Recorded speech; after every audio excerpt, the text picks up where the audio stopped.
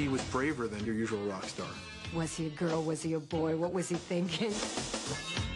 Nobody has ever broken the rules as he has. David Bowie's unique talent made him an icon in the world of popular music. His fearless approach to everything from art and fashion to acting and sexual role-playing made him a rock and roll revolutionary. He battled social prejudice, personal tragedy, and even drug addiction. I thought, who are you? What have you become? But his key to survival was almost constant change. He could reinvent himself every couple of years, but if he didn't make great records, people wouldn't be interested. David's role has been monumental in expanding the concept of what a pop star or a rock star or an entertainer can be.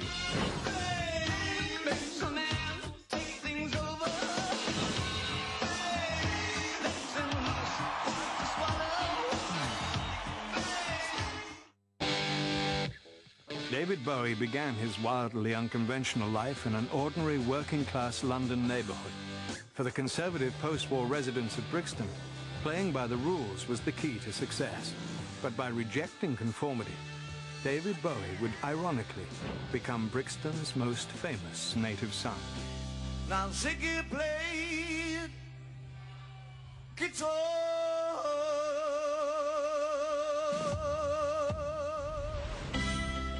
The creator of rock and roll spaceman Ziggy Stardust arrived on Earth on January the 8th, 1947. He started life as David Robert Jones, and though his given name was fairly run-of-the-mill, the household he grew up in was far from conventional.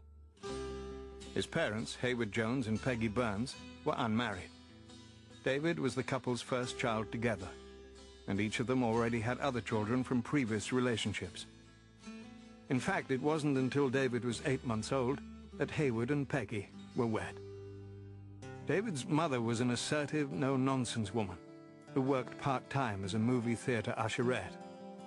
David's father once harbored his own show business aspirations.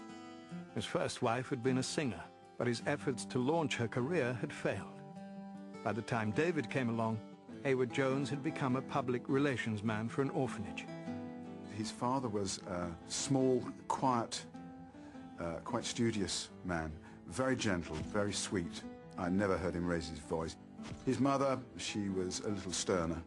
I know he loved his father very much, and he was probably closer to his father than to his mother. David also shared a strong bond with his half-brother Terry Burns. Terry was a real big brother to David. He was a bright guy. They had a lovely symbiotic relationship.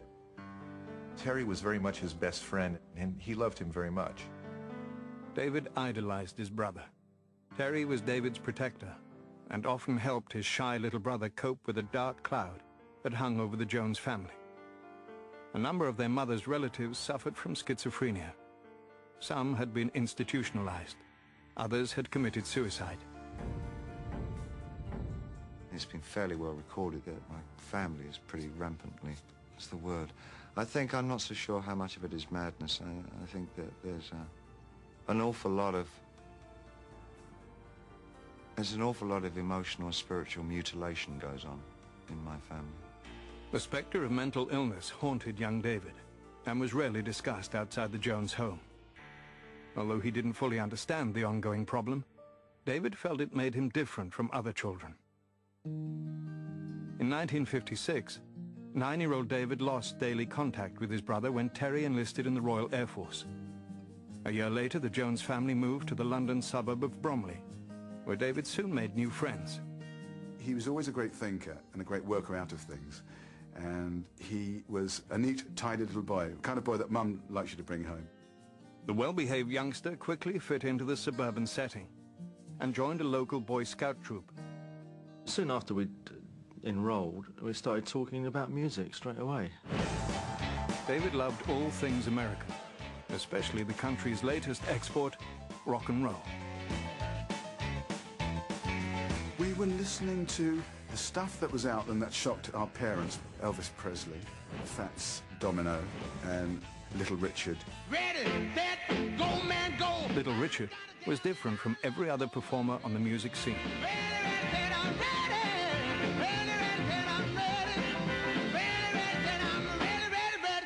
Rock and roll. His androgynous, almost effeminate looks and sexually suggestive lyrics made him more outlandish and more subversive than any of his contemporaries. Young David Jones found the combination both fascinating and inspiring.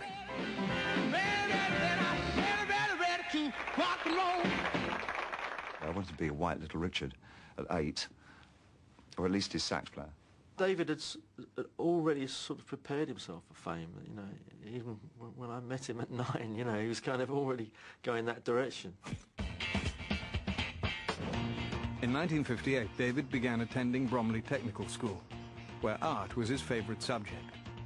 Soon after, his brother Terry returned from military service. He shared with 11-year-old David his newfound love for the Beat Poets and Jack Kerouac's iconic tale of nonconformity, On the Road. He also gave David a taste of what life was like outside of middle-class Bromley. Terry was the one who took him to London for the first time and played a role in introducing him to different forms of music. Terry showed David London's bohemian Soho district, where they listened to jazz and rhythm and blues acts in nightclubs. Before long, David was making music of his own by taking up the guitar and the saxophone. I wanted to be a musician because it seemed rebellious, it seemed subversive. David also began experimenting with his look. His appearance was always a little bit out of the way from the point of view of normal school dress. His hair was always light and cut short. David was into fads. I mean, they might only last a few days or even hours. Although David prided himself on being a maverick, he was just like many boys when it came to the opposite sex. A crush on a girl named Carol led to a brawl with his best friend. My fist and his face made contact, should we say. Unfortunately, caused a bit of damage to his eye, and that was not the intention at all. David was rushed to the hospital, where doctors feared he might lose the sight in his left eye. It took 3 operations to repair the damage. Though surgeons were able to prevent blindness, David's pupil remained permanently dilated. As a result, he appeared to have eyes that were different colours. Later on, David said to me, I did him a favour. So, I mean, a lot of people think it's quite an interesting thing to have 2 different coloured eyes. The injury kept David out of school for 3 months. And during that time, his feelings of being an outsider became more intense. I felt often, ever since I was a teenager, so adrift and so not part of everyone else, with so many dark secrets about my family in the cupboard, that it kind of made me feel very much on the outside of everything. But rather than dwelling on his feelings of alienation, David threw himself even further into music. Though he loved rock and roll, he also enjoyed listening to show tunes performed by cabaret singer Anthony Newley. When I was a teenager, I sincerely wanted to write musicals for the West End and for Broadway. The music was David's greatest passion. He also loved clothes, and the more outrageous, the better. I would be a mod walking around Bromley in my mod clothes, and he would be an arty type walking around in his art school type clothes with his art school chums. We used to walk around Bromley trying pulling as many birds as we could, thinking that we were God's gift, talking about being famous. By 1962, a new group called the Beatles was creating waves in Britain, and 15-year-old David set out to make some noise of his own. That summer, the budding rocker began testing his talent in a series of bands. His first, the Conrads, covered pop tunes and lasted about a year. He and friend George Underwood next formed an R&B group, the King Bees. With David now calling himself Davy Jones, the band even cut a single. It went nowhere. When the King Bees broke up soon after, George Underwood set his sights on becoming a graphic artist. But David was devastated by the split. He said, it's all right for you, you've got your art. For me, this is my life. I know what he meant. It's like sort of, he'd committed himself and he's got to go, there's no turning back.